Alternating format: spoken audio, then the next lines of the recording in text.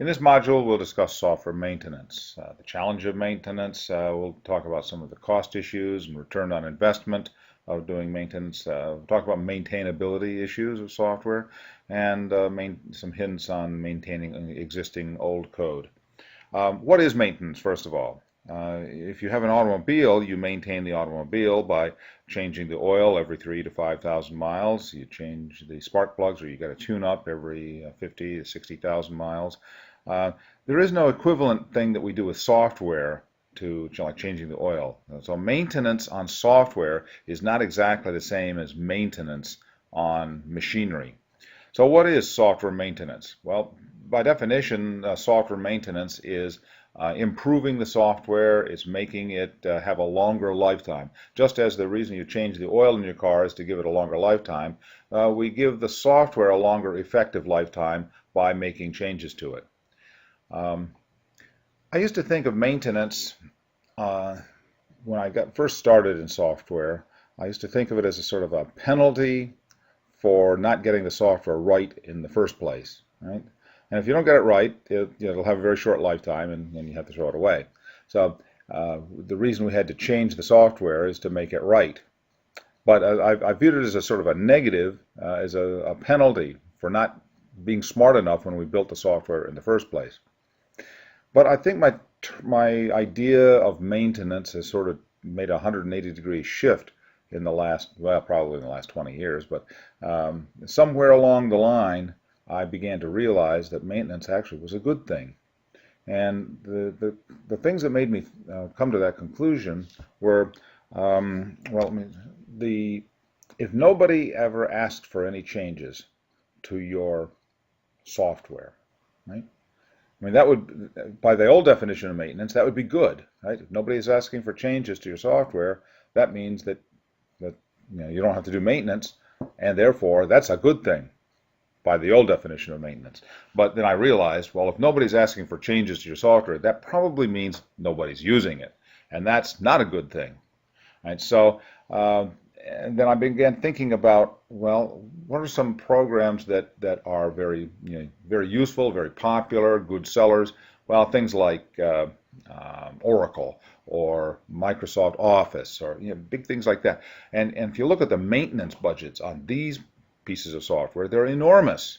So the thinking has to turn around 180 degrees, and you have to think, well, the more people are going to request changes, that means the more they like the software, and they will, the more people will ask for improvements to the software, the more they use it. So a successful piece of software will have more maintenance than an unsuccessful piece of software, by that thinking. Okay, so now, given that fact, that the more people use the software, the more they ask for improvements, or conversely, the more people are asking for changes to your software, the more maintenance your software has to undergo, the more popular it is, and therefore the more successful it is.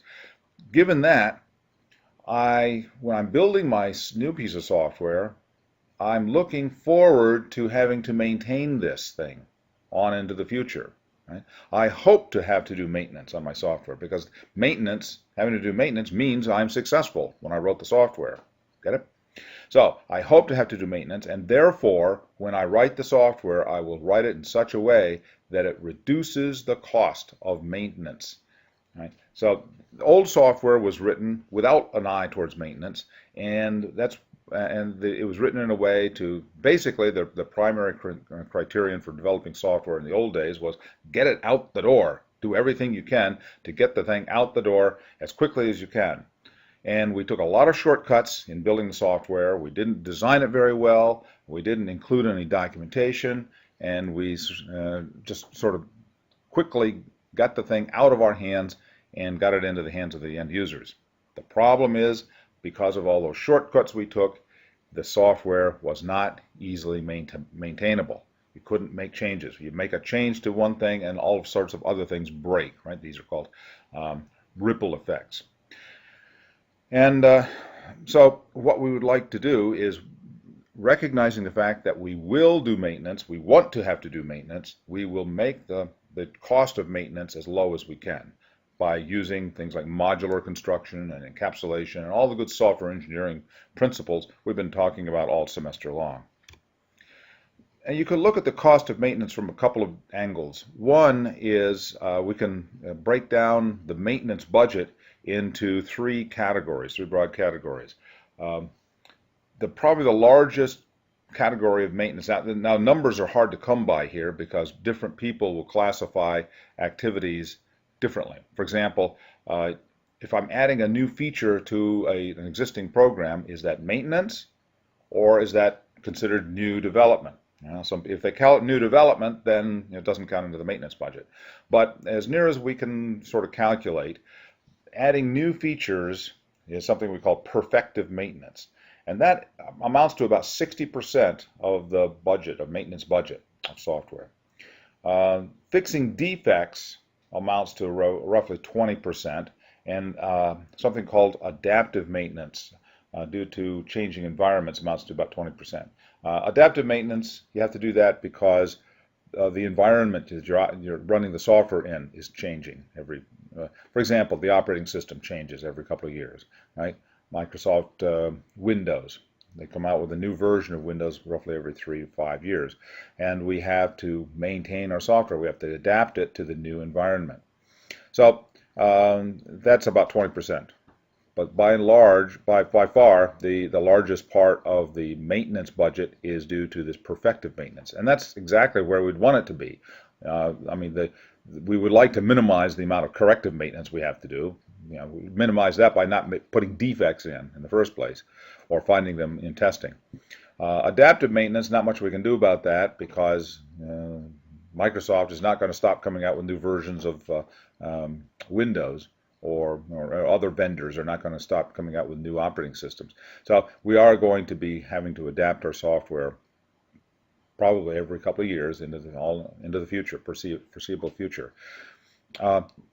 But perfective maintenance, that's where we would like to be. Now we'd like to say, because our software is popular, people are requesting changes, that means that we're successful, and therefore we would like to be able to have to do perfective maintenance. That means we're successful. Another way of looking at software maintenance is as a percentage of the total budget for software. If you take an organization or a company or in fact the federal government, you see numbers like these. In the early days, in the 1970s, the total budget, if you broke the software budget into two parts, about 35 to 40% of the budget for a typical organization was due to maintenance, and therefore the remainder of the budget was due to new development of software. It reached the 50% level somewhere during the 1980s, and since that point, we've spent more than half of our budget for software on maintenance. And now in the 2000s, we're probably spending somewhere in the range of 80 to 90% of our software budget on maintenance, and only 10 to 20% of our software budget is due to new development. Now, does that mean we're spending less on new development? No. We're actually spending more on new development, but we're spending more on maintenance as well. Software budgets are going up as well.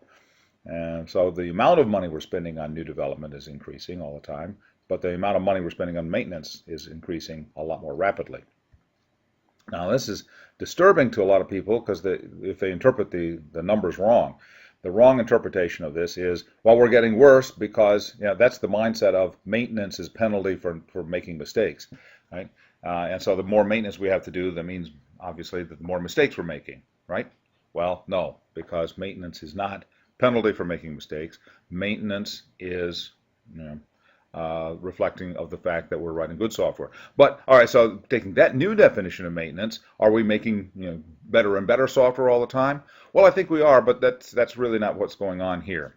So what's happening here is the number of lines of code that need to be maintained keeps growing each year, right?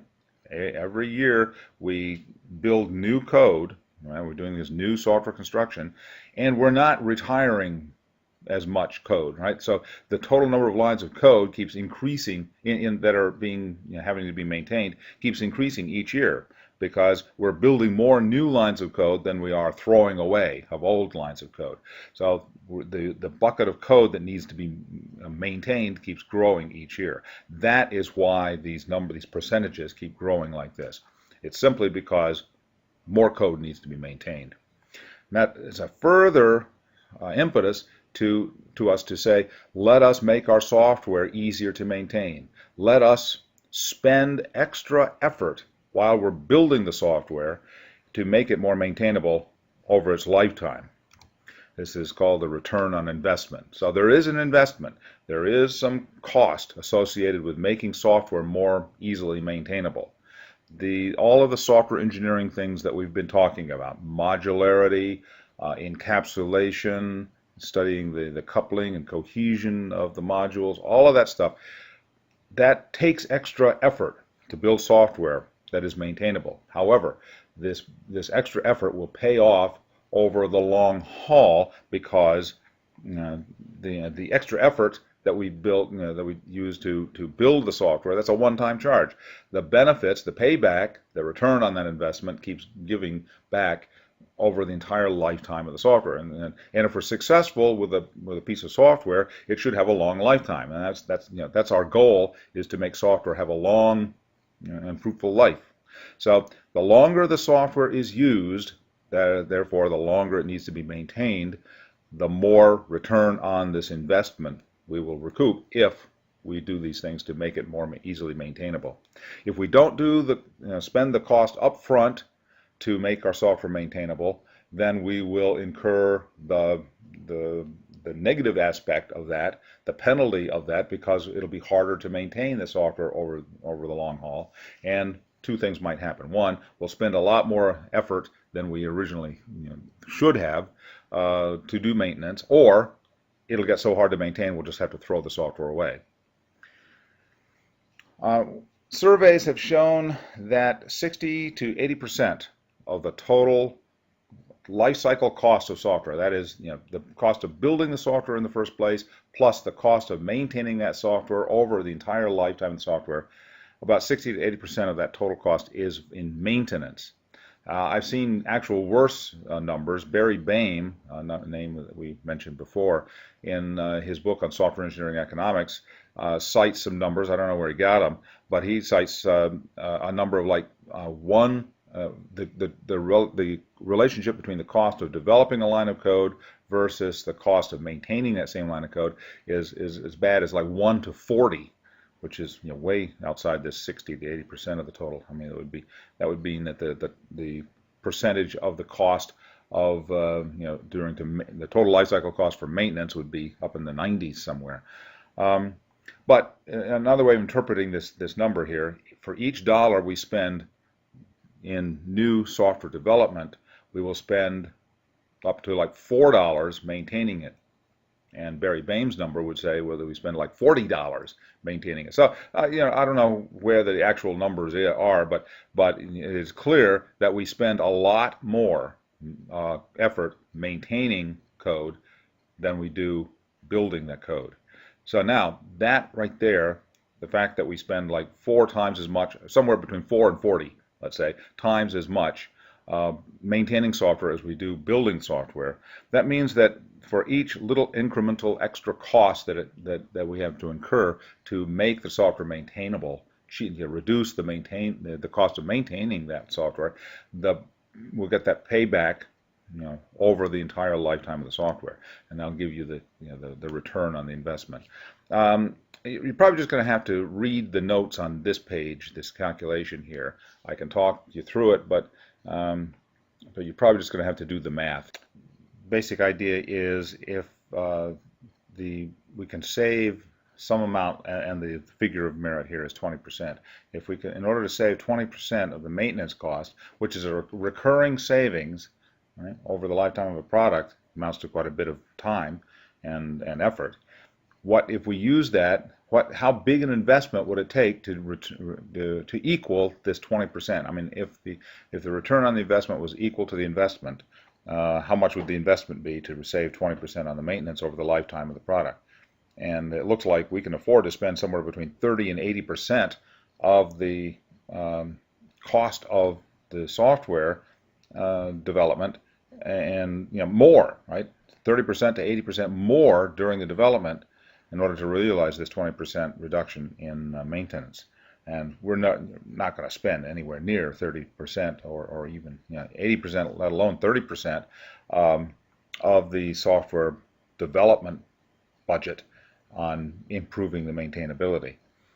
So even a modest investment in the while we're doing development will result in a large improvement in the maintainability and a recurring cost savings over the lifetime of the software.